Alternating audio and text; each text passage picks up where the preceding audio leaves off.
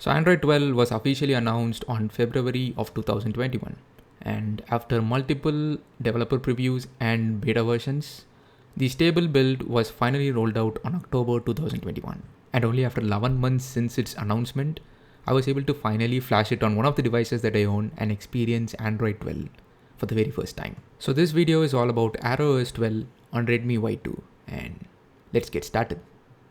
So first thing, as always, let's go to About Phone and check the Android version. And as you can see, it's version 12, and we also have the December security patch. And here's the Easter egg for Android 12, which is basically just a clock, which when set to 12 will reveal the version number. Next up, we have the screen unlock animation, which I think is very subtle and cool. And next we have the new control toggles, which I feel is a bit too big, and it does take up a lot of space for what it essentially does. And honestly, not a big fan of how it looks, but it still looks different and it does serve its purpose. However, the newly redesigned brightness slider is something that I actually like.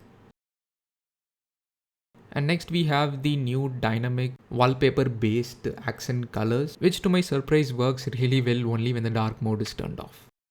And whenever we change any wallpaper, it picks up the most dominant color and it sets that color as the accent color. And in this case, it has picked up the maroon color and it really does match with the wallpaper, and by far this has to be my most favorite Android 12 feature. And another thing that I recently noticed is the new and improved picture-in-picture mode in apps like YouTube Premium, where it does allow you to resize the PIP video and it does lets you play around it. So looks cool.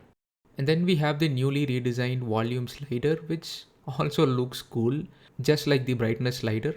And also the new sound panel looks more detailed and has more features. And now there's also a new one-handed mode, which works just like in iOS, and it does works fine.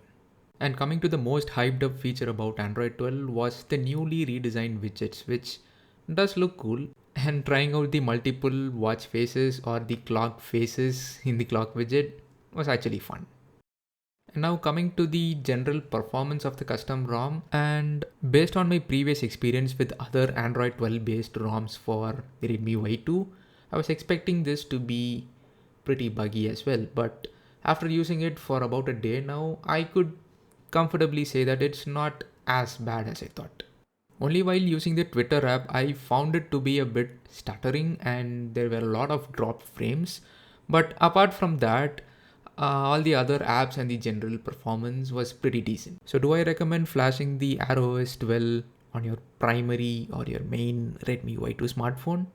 Absolutely no, because I still feel that it's still not completely optimized and I do feel that it does need a lot of improvements. But if it's just your secondary phone and you just want to experience the new version of Android and have some fun, then definitely yes, go ahead, flash this ROM, have some fun.